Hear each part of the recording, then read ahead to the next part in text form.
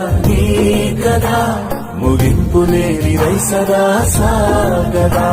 నిస్వార్థమెంత గొప్పదో ఈ పదము రుజువు కట్టదా. సిరాలు లక్ష వంపదా, చిరాక్షరాలు రాయదా. నిశీధి ఎంత చిన్నదో నీ కంటి చూపు చెప్పదా. నీలోని వెలుగు పంచగా విశాల నింగి చాలదా. మనుష్యులందు నీ కథ మహర్షిలాగా సాగదా.